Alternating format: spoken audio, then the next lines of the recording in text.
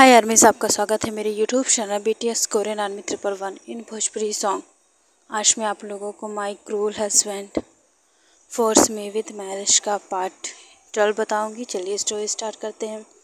पिछले पार्ट में हमने देखा था कि ह्यूमिन जो कि उस पार्टी से निकल आते हैं, युंगी अपने फार्म हाउस पे पहुंचता है और बहुत ज़्यादा ही वो अब शिमिन को गुस्से से देख रहा था, क्योंकि उसकी वजह से आज जो कि उसके डैड ने भी उन दोनों को देख लिया। यहाँ पर शिमिन के सामने 3 बॉडीगार्ड्स होते हैं जो कि अपनी लापरवाही से शिमिन को रोक नहीं पाए। इस वजह से उन्हें पनिश किया जा रहा था, उन्हें इतना मारा जा रहा था। शिमिन जो कि रो रही थी क्योंकि उसकी वजह से आज इतने सारे लोगों को मारा जा रहा है। युंगी कहता है कि तुम्हारी वजह से आज ये तीनों ही मारे जाएंगे, और भी बहुत सारे लोग हैं जिन्हें मुझे मारना है। पहले इन तीनों को तुम्हारे सामने ख़त्म कर दूं, उसके बाद मैं सोचूंगा क्या करना है। शिमिन जो कि रो रही होती है क्योंकि उसे बिल्कुल समझ में नहीं आ रहा था वो क्या करे। वो बहुत ज़्यादा रोते हुए कहती है युंगी से, प्लीज़ प्लीज़ ऐसा मत करो, मैं आइंदा से नहीं भागूंगी, प्लीज़ ऐसा मत करो, मैं नहीं भागूंगी, मेरी वजह से इन्हें प्लीज़ मत मारो। शिमिन जो कि बहुत ज़्यादा रोती है, रोते रोते बेहोश हो जाती है, क्योंकि युंगी ने उससे कहा होता कि अगर तुम चाहती हो कि इन्हें छोड़ दिया जाए तो तुम इन्हें मार दो। यही सुन के वो बेहोश हो जाती है। युंगी कहता है कि इन्हें का ट्रीटमेंट कराओ, और इस तरीके से वो बाकी कार्ड्स को लेकर जाते हैं और उनका ट्रीटमेंट कराने लगते हैं। यहाँ पर युंगी भी शिमिन को अपने रूम में लाता है और उसे पीसफुली सुलाता है।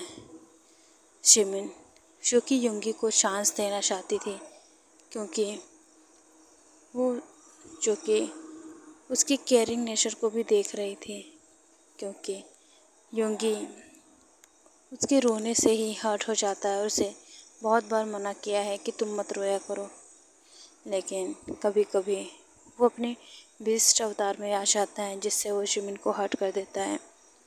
युंगी जो कि अपने बेबी को लेकर रूम में आता है और उसे सुला देता है। यहाँ पर सुबह हो जाती है। यहाँ पर युंगी के बड़े पापा जो कि बहुत ज़्यादा ही बुरे होते हैं, और वो युंगी को अपने मेंशन में बुलाते हैं क्योंकि वो उसकी शादी कराना चाहते हैं।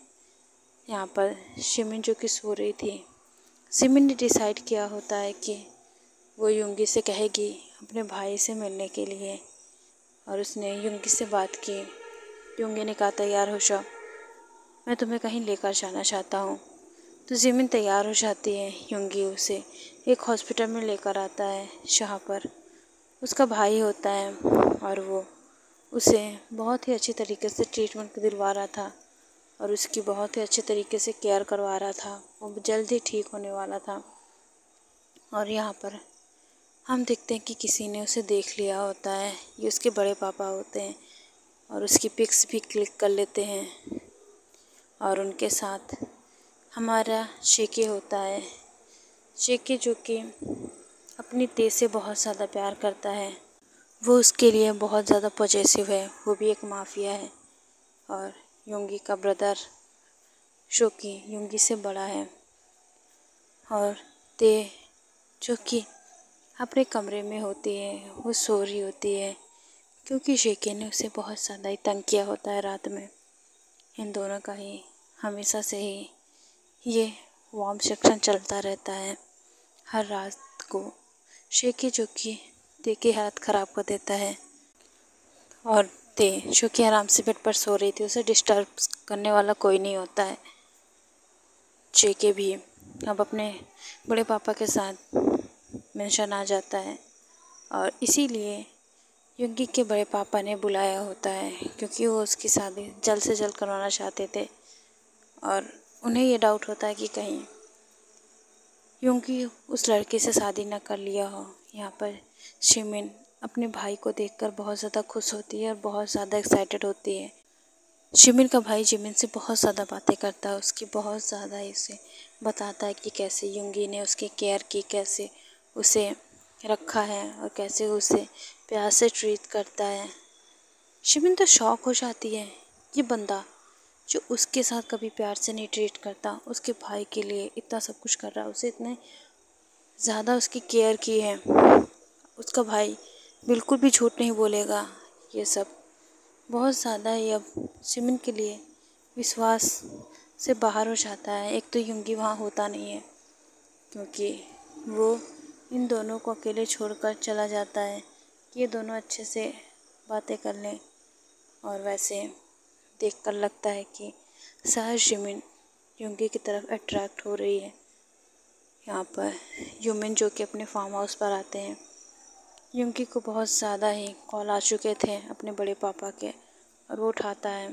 यहाँ पर उनकी गुस्से से आवाज़ सुनकर वो समझ जाता है कुछ तो गड़बड़ है, और वो मेंशन में अकेला जाता है और बहुत ज़्यादा ही उससे क्वेश्चन पूछे जाते हैं।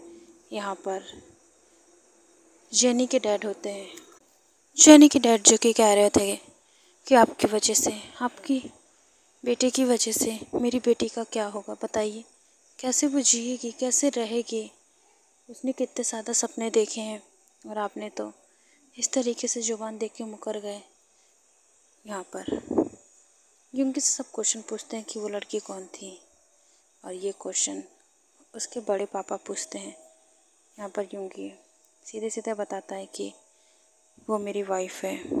बस फिर क्या था, फिर सबका खून खोल जाता है और सब उसे अचंभों से देख रहे थे, क्योंकि युंगी को लड़की पसंद आना बहुत ज़्यादा ही रेयर होता है, और उसने पसंद की है तो बहुत ज़्यादा ही वो उसके लिए ऑब्सेस होगा। ताऊ जी वो सारी फ़ोटोज़ जो कि युंगी के मुंह पे फेंक के मारते और कहते हैं कि क्या है ये। युंगी कहता है कि मेरी वाइफ है, मैं झूठ नहीं बोलूँगा, सच में ये मेरी वाइफ है। यहाँ पर युंगी की मॉम उस फ़ोटो को देख के स्माइल करती है, क्योंकि उनकी फेवरेट बहू जो उनकी बहू बन चुकी है। अब वो बहुत ज़्यादा खुश हो जाती हैं, लेकिन अपनी खुशी फेस पर नहीं लाती, वरना उनके बड़े पापा जो कि गुस्सा हो जाएंगे। इस तरीके से बहुत ज़्यादा खुश होती हैं। युंगी के डैड युंगी को खींचकर स्लैप मारते हैं, क्योंकि शैनी के डैड ने उसके बड़े पापा को बहुत कुछ सुना दिया था कि आप अपनी बात पे नहीं अड़ते हैं, आपके क्या शब्दों का कोई मोल नहीं है, आपके कहे शब्द जो कि आपके बेटे ने इस तरीके से मुकोर दिया, और आपके इस घर में कोई भी इज्जत नहीं है, आपका बेटा आपकी कोई भी बात नहीं मानता है। इस तरीके के वर्ड्स यूज करके उन्होंने उनकी इंसल्ट कर दी, और बहुत ज़्यादा ही बुरा होता है। और जो कि अब बहुत ज़्यादा ही खून खौल चुका था हमारे युंगी का भी, क्योंकि वो जो कि बिल्कुल भी अपने डैड को रिस्पॉन्स नहीं करता है, और उसका गुस्सा देखकर तो सबको पता चला था युंगी कितना ज़्यादा गुस्से में है। और वहाँ से बिना कुछ बोले वहाँ से चला जाता है शेकी, जो कि उसे रोकना चाहता था, लेकिन वो नहीं रोक पाता है, क्योंकि वो अपने भाई का गुस्सा जानता है। इस समय उसे बहुत ज़्यादा प्यार और केयर की ज़रूरत है। जिमिन जो कि बहुत ज़्यादा ही आज खुश होती है, और आज वो युंगी को अपनी फीलिंग्स, अपने दिल की बात, या यूँ कहें वो उसे खुश करने के लिए खुद को प्रिपेयर करके रूम में बैठी होती है। युंगी जैसे ही रूम में एंटर करता है, उसका सारा गुस्सा कहीं शो हो जाता है।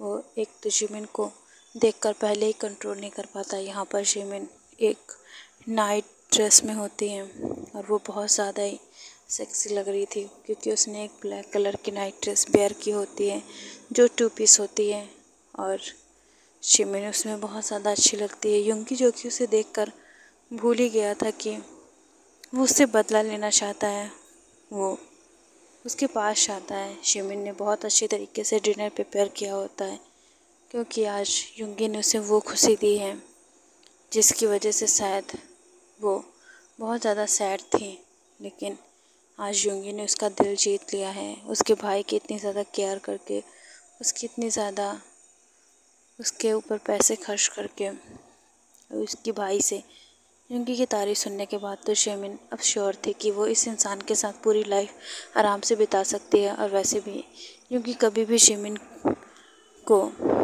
हर्ट नहीं करता है, यहाँ तक कि अगर कोई भी उसे टच कर दे तो उसके हाथ के साथ उसकी गर्दन भी काट देता है।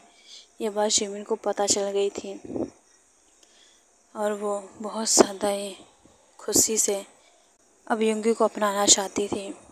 युंगी जो कि डिनर भी कर लेता है और वो शिमिन को लस्टफुल आइज से देख रहा था। और इस तरीके की आइज जैसे ही शिमिन पे पड़ती है वो शाय हो जाती है और वो फुल रेड हो जाती है, बिल्कुल टमाटो की तरह।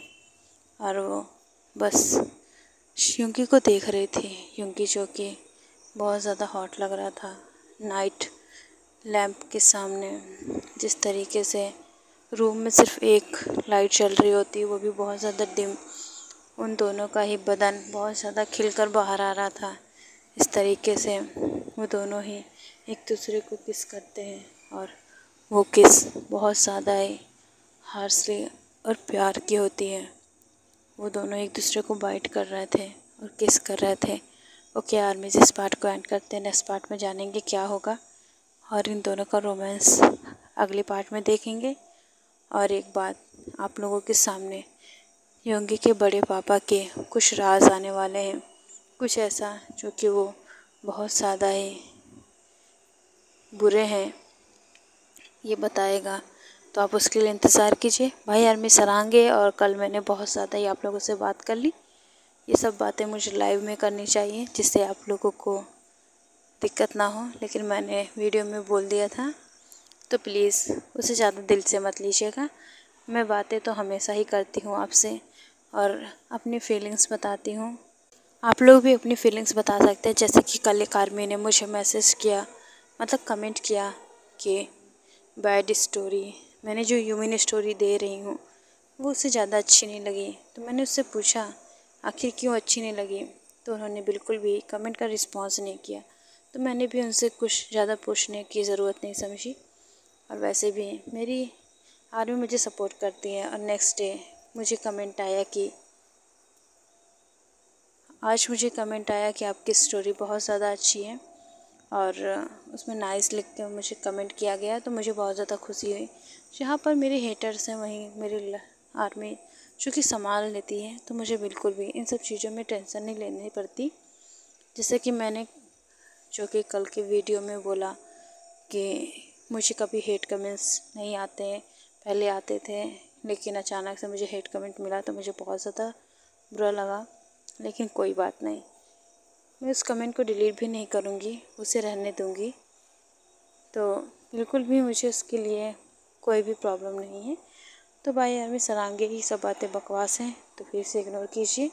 आप लोग स्टोरी एंजॉय कीजिए। सरांगे।